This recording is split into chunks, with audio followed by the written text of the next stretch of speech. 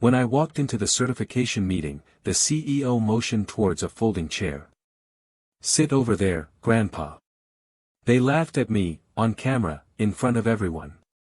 They thought they were humiliating an old man, but what they didn't know is that moment, preserved on video, was about to cost them $58 million and the entire company.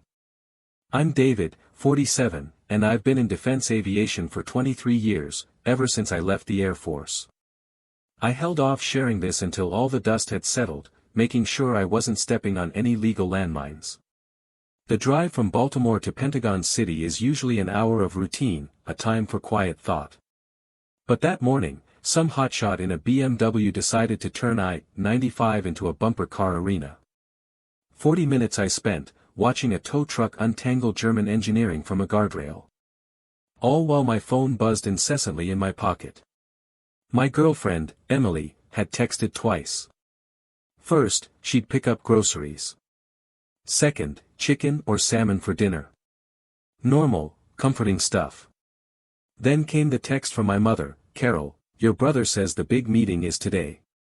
We're all so proud of Scott. Make sure you're supportive, David. This is important." Classic Carol. 47 years of raising two sons, and she still couldn't send me a message that wasn't really about Scott. My father, Thomas, was even worse. He'd given up any pretense of caring about me around my 12th birthday, when I dared to say I wanted to be an engineer instead of a lawyer, like him. Here's the family dynamic, in case you're wondering. Scott is 3 years younger and about 300% more charming. He was the VP of Business Development at Stanton Aerospace. Loud, confident, and absolutely convinced that the entire universe revolved around his $500 haircuts and his ability to schmooze with important people. He drove a car that cost more than my first house, sported expensive watches, and for the past 8 months, he'd been crowing at every family gathering that this DoD contract was his masterpiece. His ticket to the C-suite. His moment. My parents had bought the hype, hook, line, and sinker. 6 months prior, they'd refinanced their house, taking out an $80,000 home equity line of credit against 3 decades of mortgage payments. All because Scott convinced them his stock options were about to pay out huge once the first milestone payment came through. He'd promised them a $200,000 return on their investment, maybe enough to finally snag that Florida condo they dreamed of. My mother had actually called me when they were signing the papers, asked if I thought it was a good idea. I'd told her I didn't know enough about Stanton's financials to comment. She'd snapped that it was just like me to be unsupportive, that Scott believed in himself, and she wished I could do the same. What nobody in my family seemed to grasp, however, was that the $58 million milestone payment couldn't be released without my signature. See, I'm a delegated airworthiness signatory for DoD programs. Fancy title, right? Basically, I'm the last line of defense before the military writes massive checks for flight-critical software. I review systems that literally keep pilots alive, verify compliance with standards written in blood over decades of aviation disasters. My sign-off means the difference between a fighter jet performing correctly and a funeral with full military honors. Without my approval on this specific program, no milestone gate closes, no progress payment gets released, no stock options vest, and certainly, no vacation condos get purchased. Scott knew I worked in defense certification.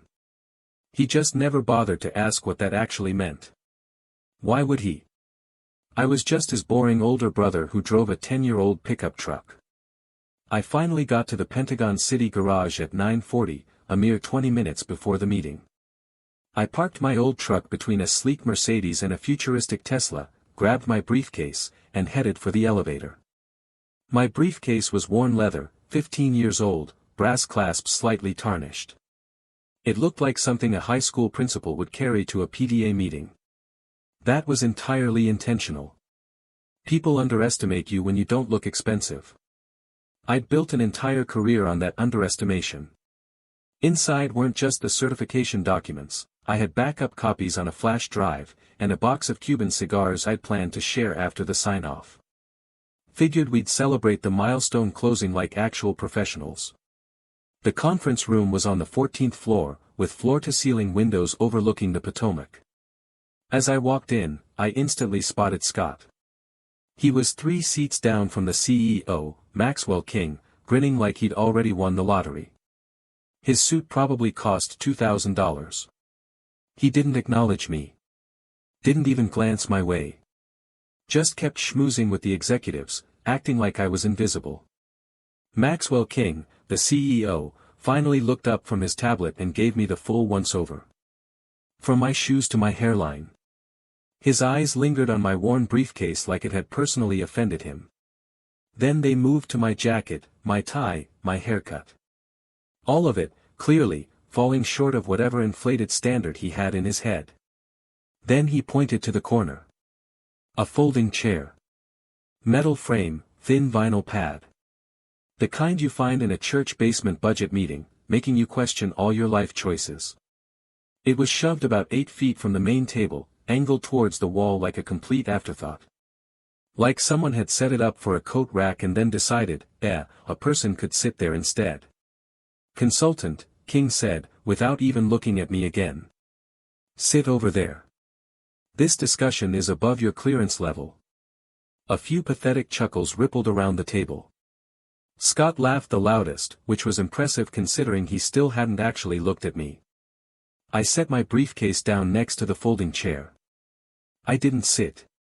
The red light on the security camera in the corner caught my eye. Standard protocol for controlled defense programs. Everything recorded. That little red light was about to become the most expensive LED in Stanton Aerospace's entire history, but nobody in that room knew it yet. Nobody but me. King looked up again, visibly annoyed.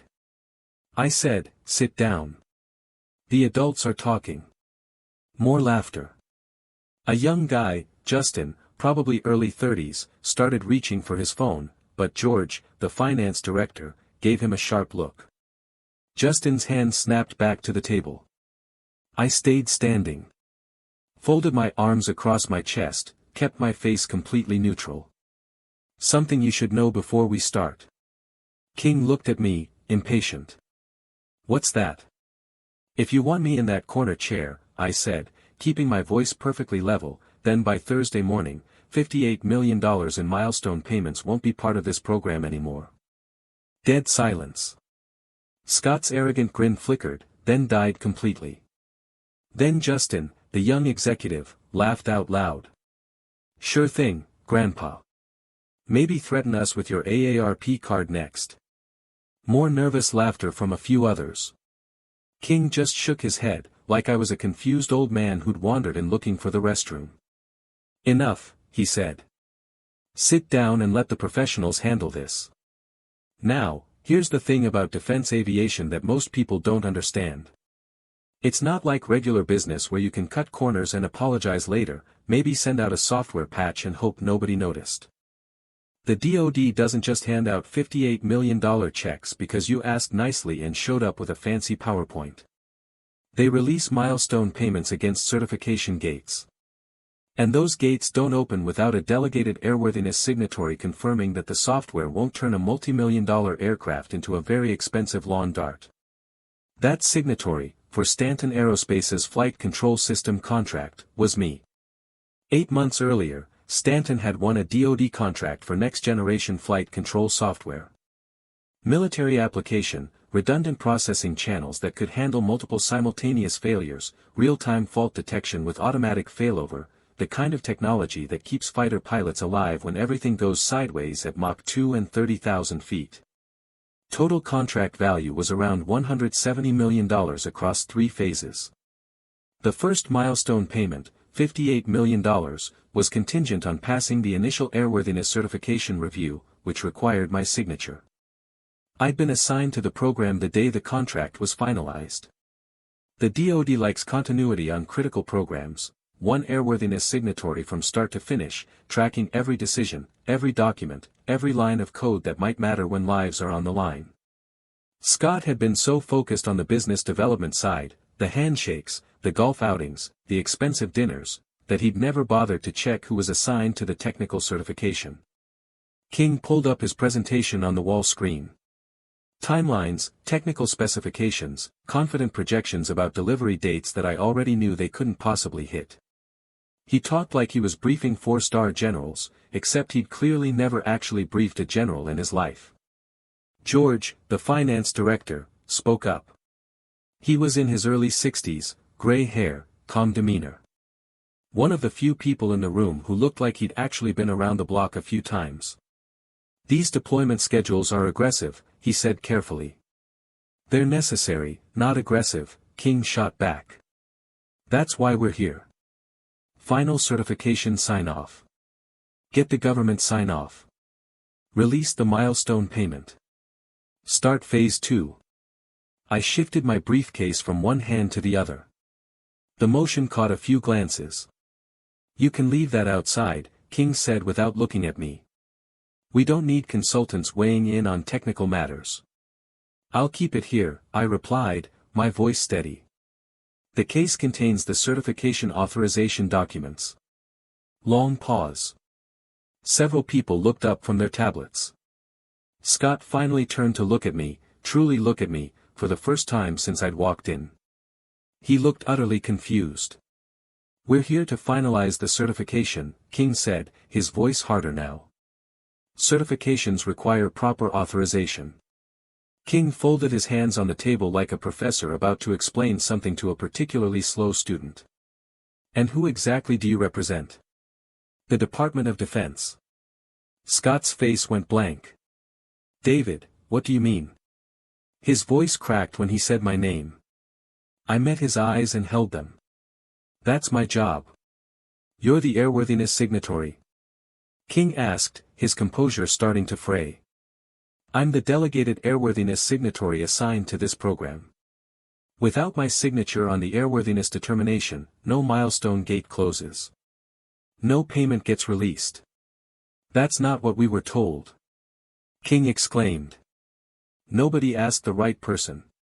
His expression changed, the kind of look you get when you realize you've made a serious mistake.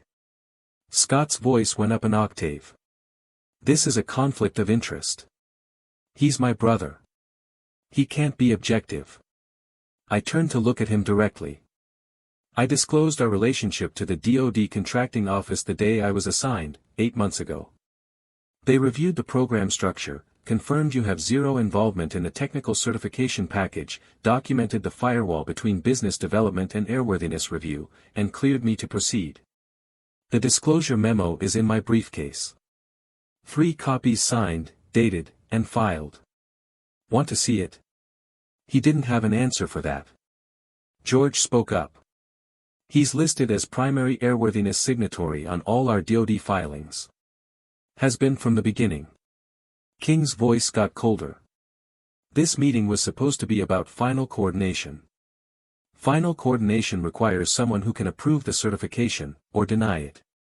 A woman named Victoria, one of the board members, flipped through her contract copy with increasing intensity. She stopped on a page near the back. There's something here about a conduct provision. Section 15. George read from the document, enunciating each word clearly. It ties certification approval to professional conduct during all compliance proceedings. Any documented behavior that materially damages working relationships allows for immediate certification suspension. Justin stopped smirking. The color drained from his face. Without prior notice? Without prior notice, I confirmed. It's standard language for controlled defense programs. Your lawyers drafted it 8 months ago. Our lawyers approved that language, King said, but his voice had lost its edge. They drafted it at my specific request. Because I've seen what happens when companies don't take certification oversight seriously. George glanced at the security camera. The red light was steady. This meeting is being recorded. Standard protocol, King said quickly. Yes. For documentation. Victoria spoke up again. Has this conduct clause ever been triggered? Once. A contractor lost their airworthiness authorization, out of business in 6 months, 200 people looking for jobs, 3 years of development down the drain. I paused for effect. Over a similar misunderstanding about professional courtesy. King stood up so fast his chair hit the wall behind him with a bang that made half the room flinch. "We're taking 15. The hallway outside was pure chaos.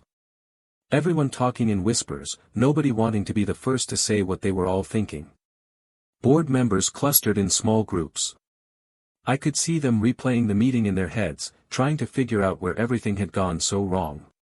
Scott caught up to me near the water fountain. His face was beet red. His hands were shaking. I'd never seen him like this, the guy who could charm his way through any room, any meeting, any situation. Now he looked like someone had kicked his legs out from under him. "What are you doing? This is my contract. My career.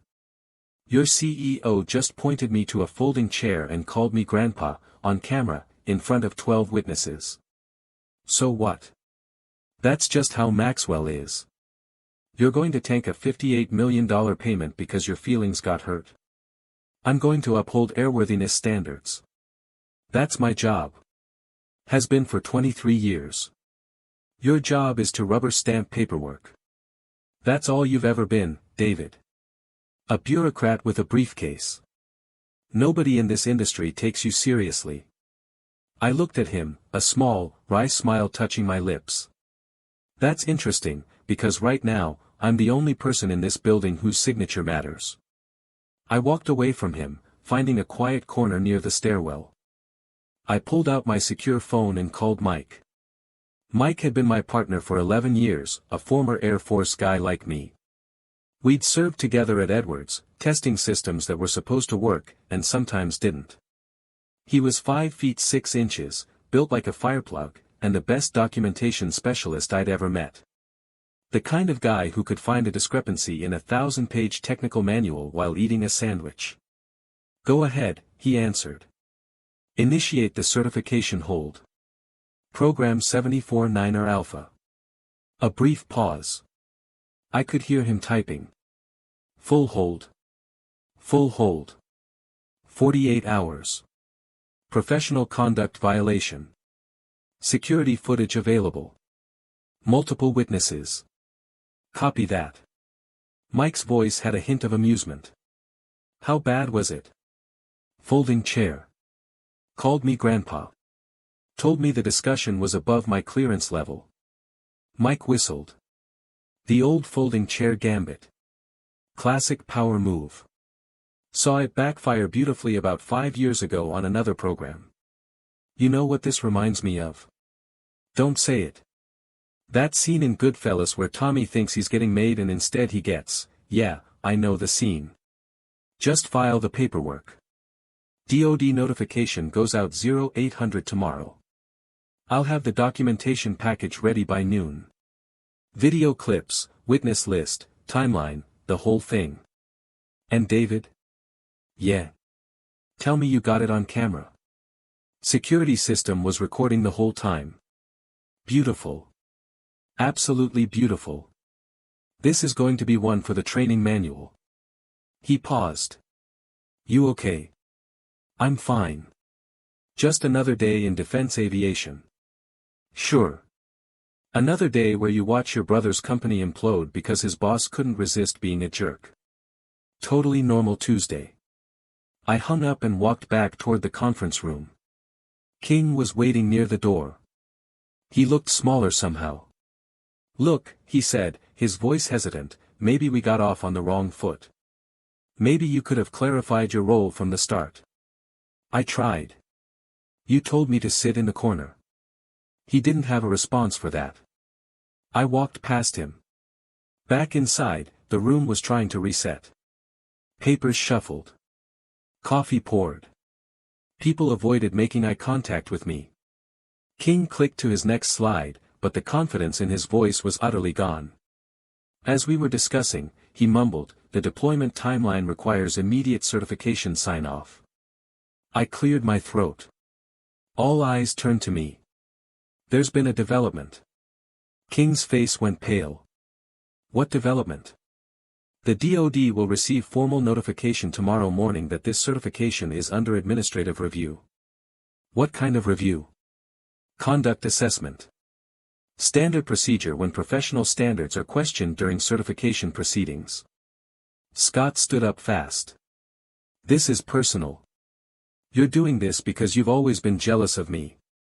I'm doing this because your CEO demonstrated that this company doesn't take certification oversight seriously. That's a safety issue.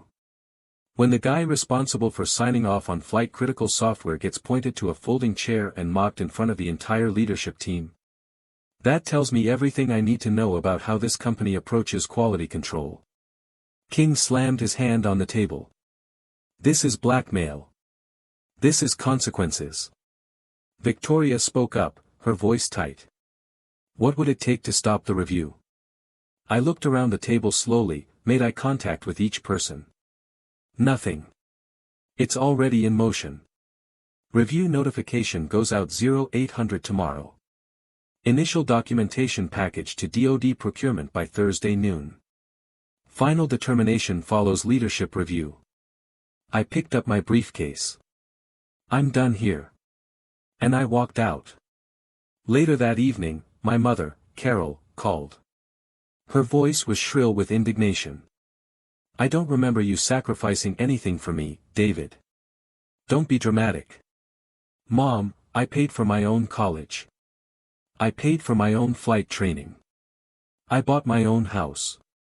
Every major milestone in my adult life, I handled myself because you two were too busy investing in Scott's future to even notice I existed. That's not fair, she cried. It's the truth. My father, Thomas, got on the line then, his voice a block of ice. Fix this, David. Whatever your brother did to upset you, get over it. Scott's CEO humiliated me on camera. Scott laughed. So what? Thomas snapped back. You think respect is free? You earn it by helping people who matter. Right now, Scott matters, and you don't. You've never mattered. You've always been the difficult one, the stubborn one, the one who had to do everything the hard way instead of accepting help. The help you never offered, I muttered, but he was on a roll.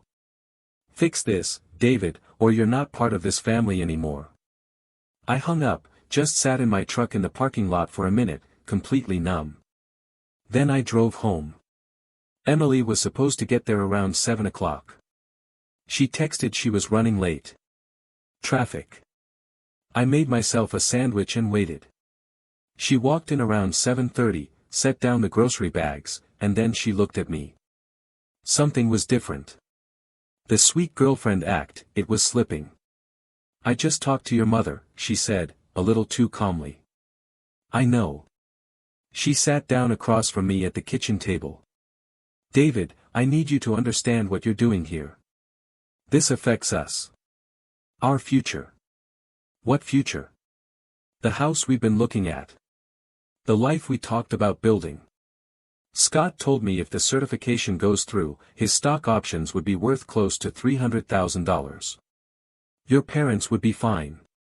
We could finally move forward with everything we've been waiting for. My blood ran cold. When did you talk to Scott about his stock options? She hesitated. Just long enough for me to notice. We've been talking. He's your brother. I wanted to understand what was happening with the family. How long? A few weeks. Maybe a month. A month? You've been texting my brother for a month behind my back. I was trying to help everyone get on the same page.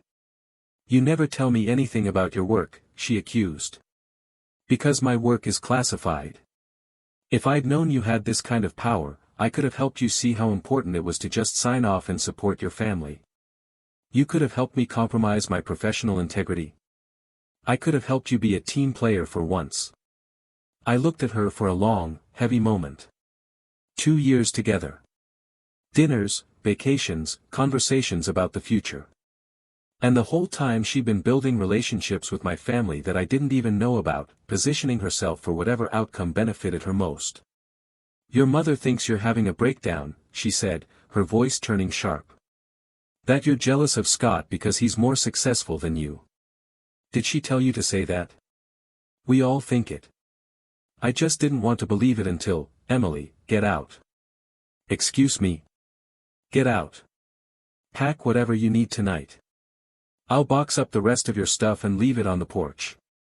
You can't be serious. I'm completely serious. You've been working my family behind my back for a month, gathering intel, positioning yourself for whatever outcome benefits you most. She stood up. Her face had gone cold. The mask was completely off now. Fine. But when this blows up in your face and you realize you've destroyed everything, don't come crawling back to me. I won't. She grabbed her purse and left, slamming the door hard enough to rattle the pictures on the wall. I sat in the quiet for a while, thought about calling someone, but decided against it. I made myself dinner. The next morning, Mike was waiting at the office with a stack of documents and 2 cups of gas station coffee. He was grinning. How bad is it for them? I asked. Stanton's going to be flagged in the system within 24 hours. Any active certifications held pending review. 4 programs total. About $200 million in pending payments across the board. He slid a folder across the desk. But that's not the interesting part. What's the interesting part? I did some digging last night. Couldn't sleep. You know how I get when something doesn't add up. I knew Mike had once spent 3 days tracking down a discrepancy in a certification package that turned out to be a typo, but that typo had masked a real problem, and that problem would have killed people.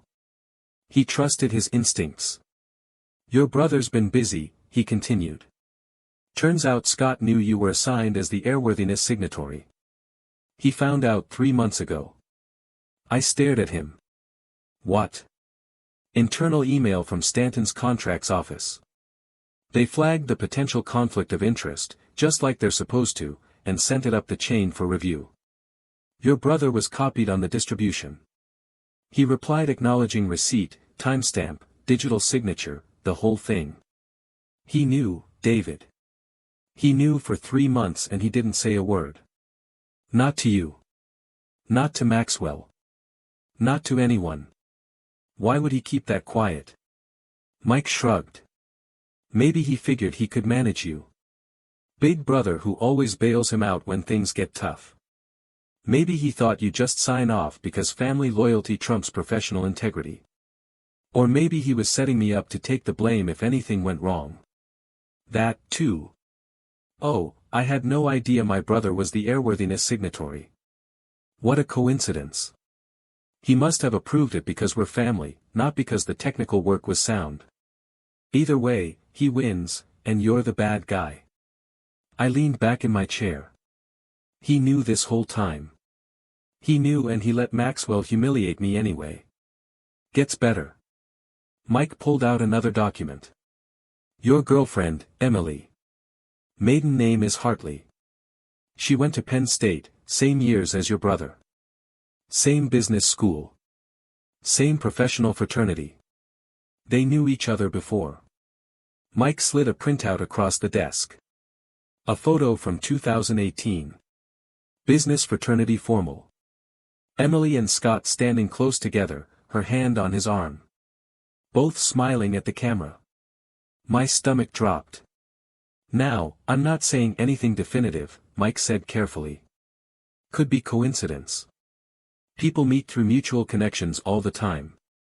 But your brother introduces you to a woman he went to college with, who turns out to be very interested in your career details, who's been texting him behind your back for at least a month.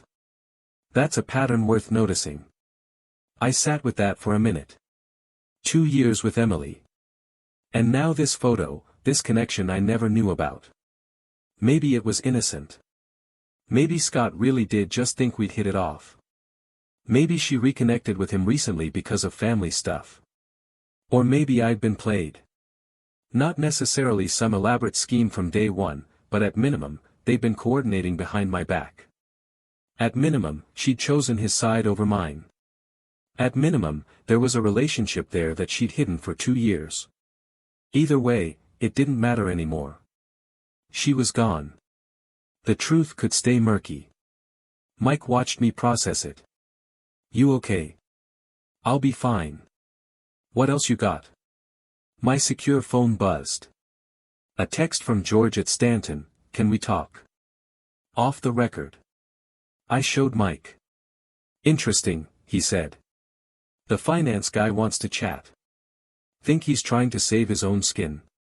Only one way to find out." I called George back. He answered on the first ring. "Mr. Parker, thank you for calling. I wanted you to know something." "I'm listening." "I've been documenting issues at Stanton for 2 years.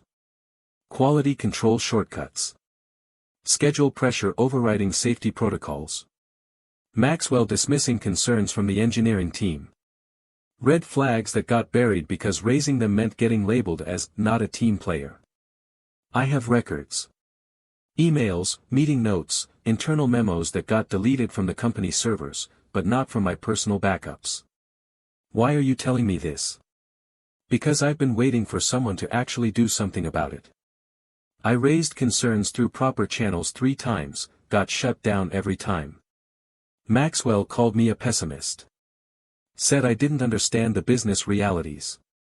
And because I have a daughter who's a pilot in the Navy, she flies F-18s off carriers.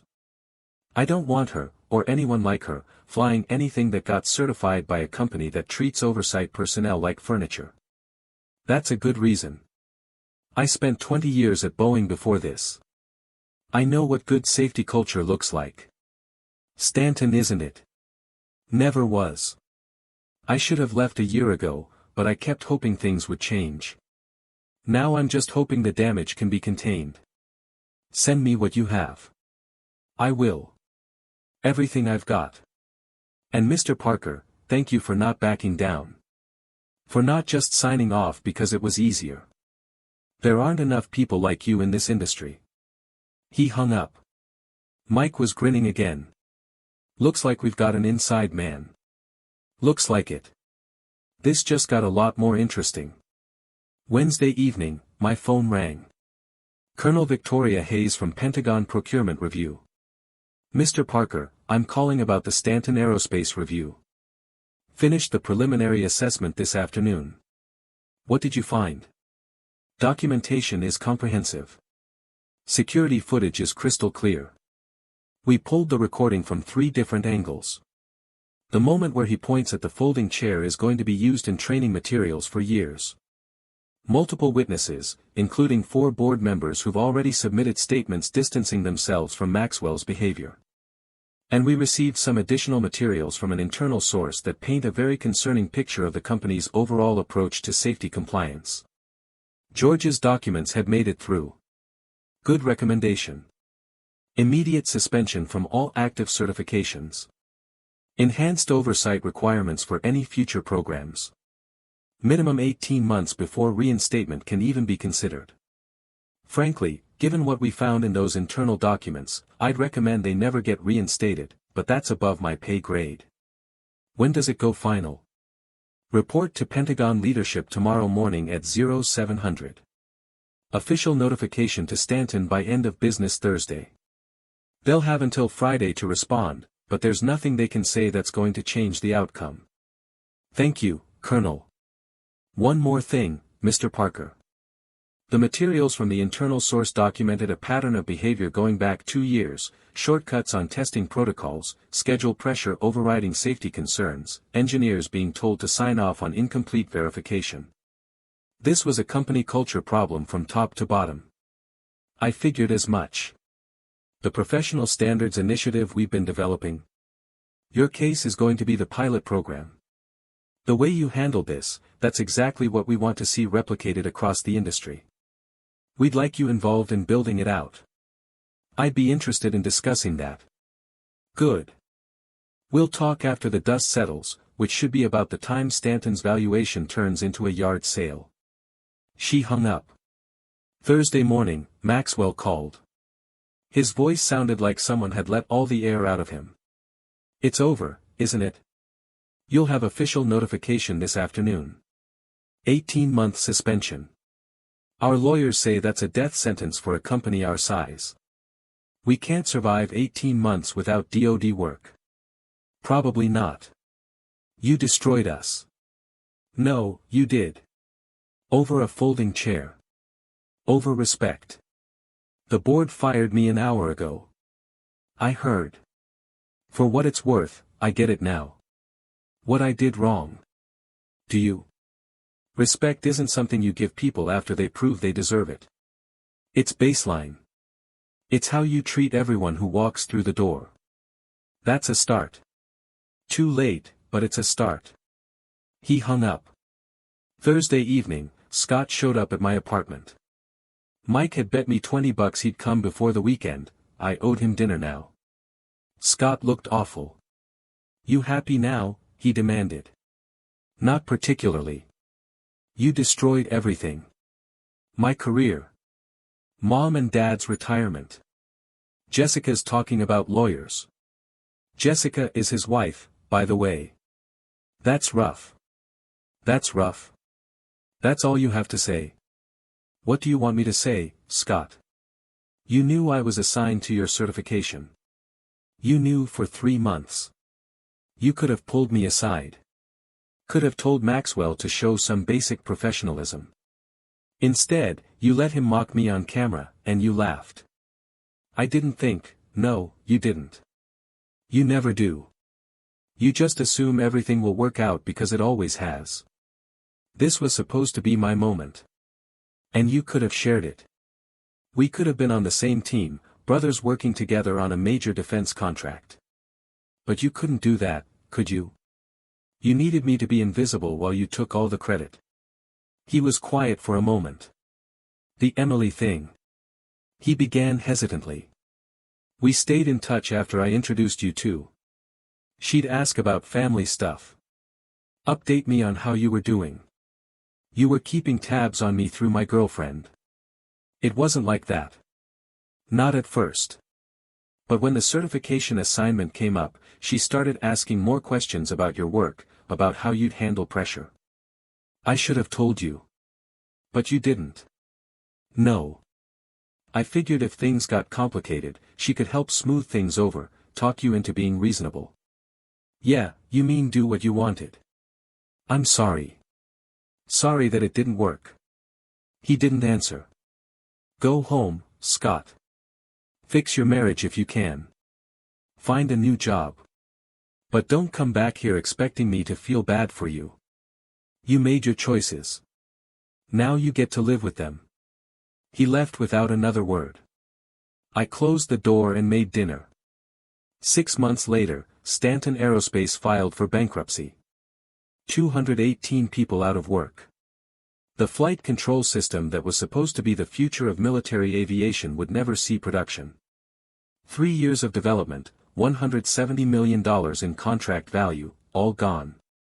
Because one CEO couldn't resist the urge to mock an old guy with a worn-out briefcase. The bankruptcy proceedings were messy. Finger-pointing everywhere. Board members blaming Maxwell. Maxwell blaming the board. Lawyers making more money than anyone else in the room. Same story you see every time a company this size goes under. George had landed on his feet.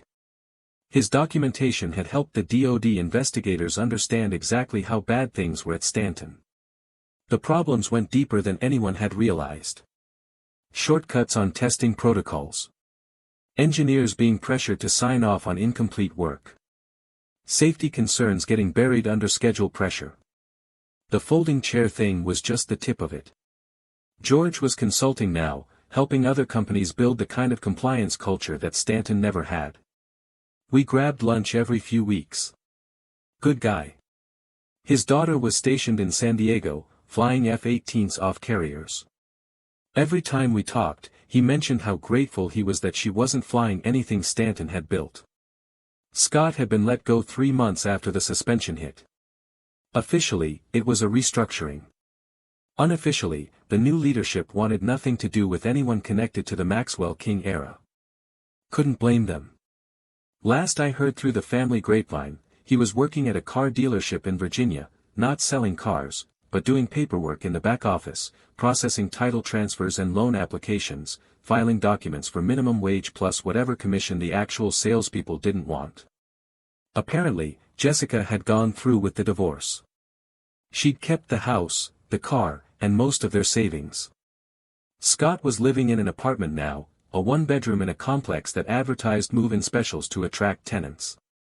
A long way from the McMansion he'd been planning to buy with his stock option windfall. My parents lost their house. The hellic payments became unmanageable once Scott's income disappeared and his stock options turned worthless. They'd had to sell at a loss and move into a rental apartment in a part of town they'd always looked down on.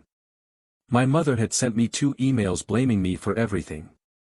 Long, rambling emails about how I'd always been selfish, how I'd never supported the family, how I'd destroyed their retirement out of spite. I'd read them, considered responding, but decided there was nothing to say that would change anything. They'd made their choice decades ago. Now they were living with the consequences. My father hadn't contacted me at all. 6 months of radio silence, probably for the best.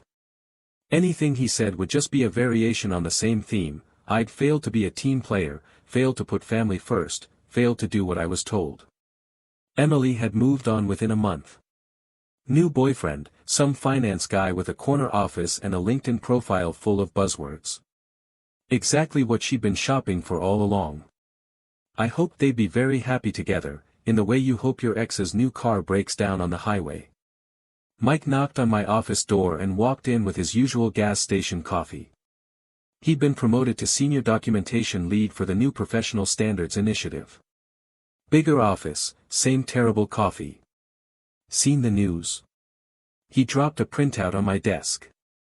Pentagon finalizes professional standards initiative. New oversight requirements for defense contractors. I skimmed the article. Conduct compliance programs, certification authority protections, mandatory respect training for contractor executives. They specifically named you as director, Mike said. $12 million over 3 years. Plus the satisfaction of knowing every defense contractor CEO in the country is going to think twice before pointing at a folding chair. My phone buzzed. Unknown number. This is David. Mr. Parker, this is Isabella King. I recognized the name. Maxwell King's daughter. I'd read about her in the business coverage of Stanton's collapse.